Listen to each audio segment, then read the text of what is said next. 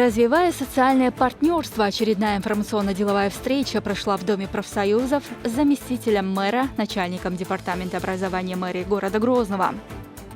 Уже несколько лет профсоюзные кружки успешно действуют во всех учительских коллективах городов и районов республики. Председатель Республиканского профсоюза образования посетил школу номер 60 и проверил работу кружка. Профответ – это рубрика, которая вот уже несколько лет отвечает на самые злободневные вопросы членов профсоюза. Главный правовой инспектор профсоюза образования Магомед Исраилов на этот раз расскажет о тонкостях пенсионных начислений и другом. Новая программа воспитания, разработка и внедрение. В Грозном на базе лингвистической школы имени Юнуса Дашириева состоялось традиционное ежегодное совещание педагогических работников общеобразовательных организаций. В Доме профсоюзов состоялось республиканское собрание профсоюзного актива работников дошкольных образовательных учреждений.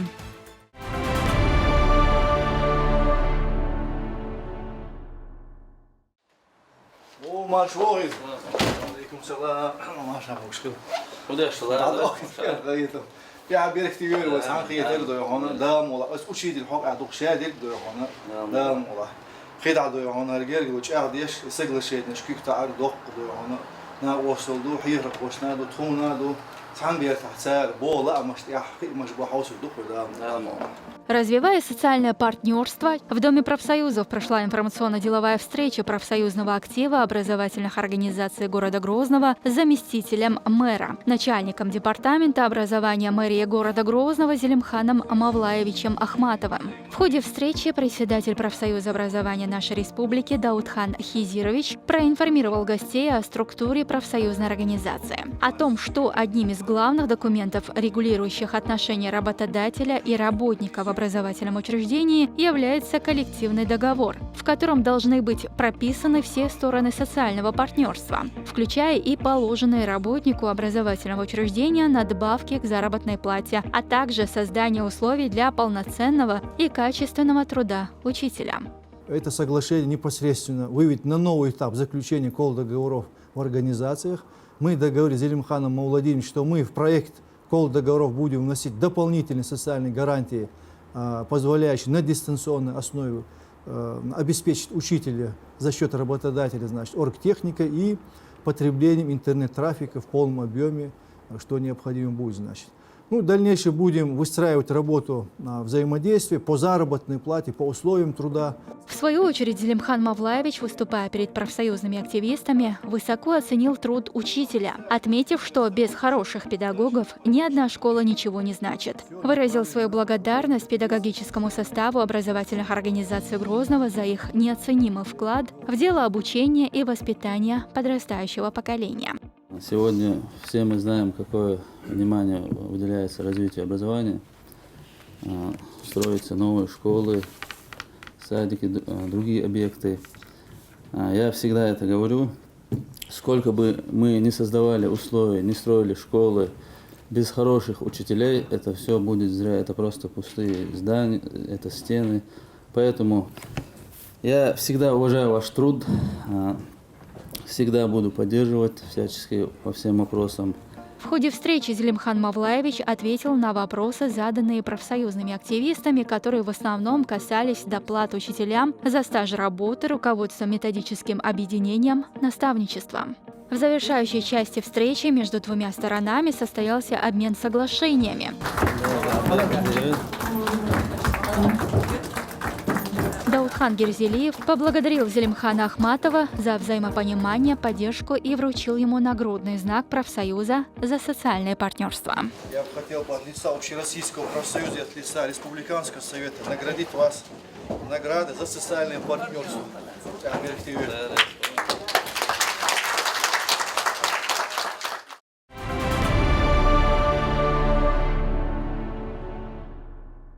В Грозном на базе лингвистической школы имени Юнуса Дашириева состоялось традиционное ежегодное совещание педагогических работников общеобразовательных организаций республики на тему «Новая программа воспитания. Разработка и внедрение». Реализация национальных проектов, новой программы воспитания, а также итоги работы Министерства образования и науки республики за прошедший учебный год. Эти темы стали главными на августовском педагогическом совещании. В нем приняли участие заместитель министра просвещения России Андрей Корнеев, вице-премьер Вахид Усмаев, министр образования и науки Идрис Байсултанов, председатель профсоюза образования Даудхан Герзелиев и другие. Участников конференции по видеосвязи поприветствовал министр просвещения Сергей Кравцов. Вице-премьер Вахид Усмаев отметил, что на учителях лежит большая ответственность. Это касается и соблюдения санитарно-эпидемиологических норм, особенно в период пандемии.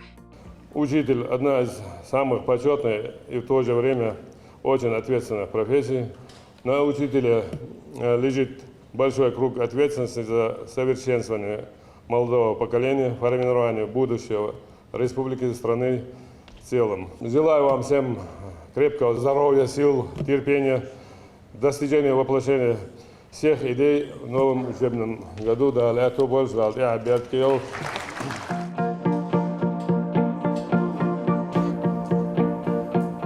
В этом году за парту сядут около 300 тысяч учащихся. В рамках нацпроекта образования было открыто 17 школ, что позволило сократить трехсменное обучение. Однако в этом режиме еще остаются 7 тысяч школьников. Всего с 2019 года построены 29 школ, а к 2023 планируется ввести в эксплуатацию еще 24 среднеобразовательных учреждения. Кроме того, улучшается материально-техническая база и увеличивается кадровый резерв преподавателей, отметили участники конференции. Дорогие гости, уважаемые коллеги, проделана огромная работа. Но, как отметил в начале выступления, считаю, что это только фундамент. Создание материально-технических условий. Но нельзя забывать конечную цель – качество образования, выраженный образовательный результат наших детей. И здесь нам не обойтись без полного взаимопонимания, тесного взаимодействия, высокой мотивации всех участников образовательного процесса, обучающихся, педагогов и родителей. Желаю вам в новом учебном году неиссякаемой энергии, новаторских идей, удачи и успехов в работе. В завершении совещания состоялась церемония награждения лучших педагогических работников общеобразовательных организаций республики.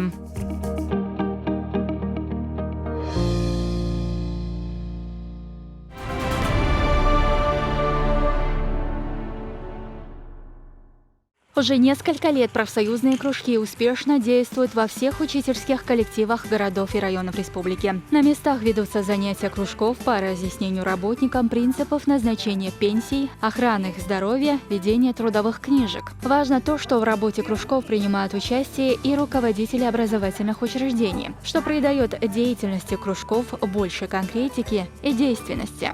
Тематика занятий действительно настолько актуальна, что привлекает к себе большой интерес учителей и других работников образования. Но правила диктуют не более 10-12 слушателей. В этот раз мы присутствуем на профсоюзном кружке в городской школе номер 60. Добрый день, уважаемые гости, уважаемые коллеги. Сегодня мы проводим занятие профсоюзного кружка «Солидарность» на тему аттестации учителей и как успешно ее пройти. Асет Басханова, председатель первичной профсоюзной организации, сегодня собрала своих коллег, чтобы рассказать им об аттестации педагогов и о том, как к ней подготовиться. С сентября месяца начались заседания профсоюзных кружков в образовательных организациях республики. Руководители профсоюзных кружков проводят заседания с разными повестками. Сегодня в 60-й школе города Грозного состоялось заседание профсоюзного кружка на тему оказания методической помощи членам профсоюза, учителям при прохождении аттестации. Самая главная задача кружков – это объединение коллег, создание доброжелательной атмосферы в коллективе, способствовать росту правовой грамотности членов профсоюза, научить пользоваться своими правами. Вот такие цели преследует председатель первичной организации. Сегодня мы провели профсоюзный кружок на тему аттестацию учителей и как успешно ее пройти. Цели занятий были таковы: ознакомить членов профсоюза с порядком и процедурой проведения аттестации, а также повышение правовой грамотности их в этом вопросе. Зарплата учителя зависит от многих факторов: от педагогической нагрузки, от стажа, от образования, от категории. Если на некоторые факторы, например, как на учебную нагрузку и стаж, учитель не может повлиять, то, пройдя аттестацию, он определенным образом увеличивает свою заработную плату. Занятие прошло очень интересно. Члены кружка получили исчерпывающие ответы на все вопросы. Благодарны представителям Рейссовета, которые приехали на занятия нашего кружка, активно участвовали в ее работе, ответили на все вопросы, которые поставили перед ними члены моего кружка. Самые актуальные темы кружков – это профессиональное здоровье учителя, больничный лист, порядок оплаты, ежегодные отпуска работников, охрана труда, порядок применения дисциплинарных взысканий, сокращение штата работников, трудовой договор, защита, а не формальность, соблюдение прав сотрудников школы и учащихся в ходе учебного процесса и многие другие. Такие знания никому не помешают в жизни. Надо отметить, к проведению кружка председатели тщательно готовят в самом профсоюзе. Допустим, для темы аттестации были проведены многочисленные семинары. Для слушателей выступали представители Республиканского совета профсоюза. И вот теперь они проверяют работу кружка, отвечают на возникающие во время беседы вопросы.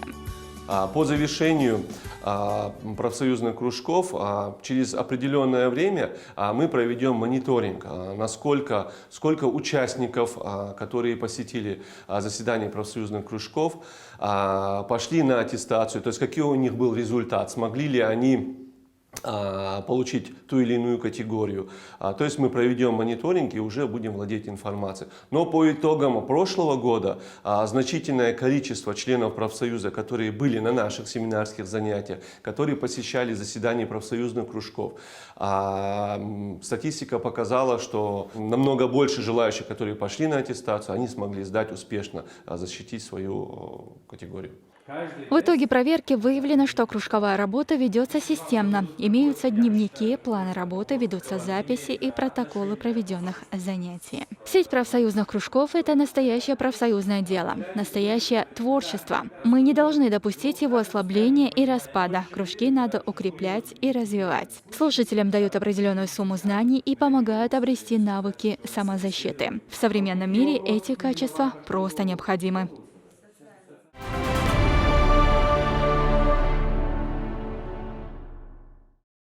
Я работаю учителем в школе, а также являюсь избранным председателем первичной профсоюзной организации. Имею ли я право на дополнительную оплату за труд в качестве председателя первичной профсоюзной организации? Да, вы имеете право на это в случае, если оплата вашего труда как руководителя первичной профсоюзной организации оговорена в коллективном договоре. Также в коллективном договоре обязательно должен быть указан точный размер этой ежемесячной оплаты, который может выражаться в виде конкретных процентов от оклада или в виде фиксированной суммы. Основанием для оплаты является 377 статья Трудового кодекса Российской Федерации. Я 5 лет проработала освобожденным председателем первичной профсоюзной организации. Все эти годы я не имела учебной нагрузки свыше 6 часов в неделю. Будут ли мне эти 5 лет засчитаны в стаж педагогической работы? Да, все годы, которые вы работали в качестве освобожденного председателя первичной профсоюзной организации, должны быть засчитаны в общий или специальный трудовой стаж. Данная норма закреплена в 375 статье Трудового кодекса. Как распределяется учебная нагрузка в школе на новый учебный год и какова роль профсоюзной организации в этом процессе? При распределении учебной нагрузки необходимо руководствоваться порядком, утвержденным приказом Министерства образования и науки Российской Федерации от 22 декабря 2014 года за номером 1601 на основании статьи 333 Трудового кодекса Российской Федерации. Что касается участия правкома в распределении учебной нагрузки, то оно обязательно. Профсоюз должен участвовать в работе по вопросам предварительного распределения учебной нагрузки, согласования проекта приказа о распределении учебной нагрузки и тарификации. Учебная нагрузка и тарификация принимаются только с учетом мнения первичной профсоюзной организации.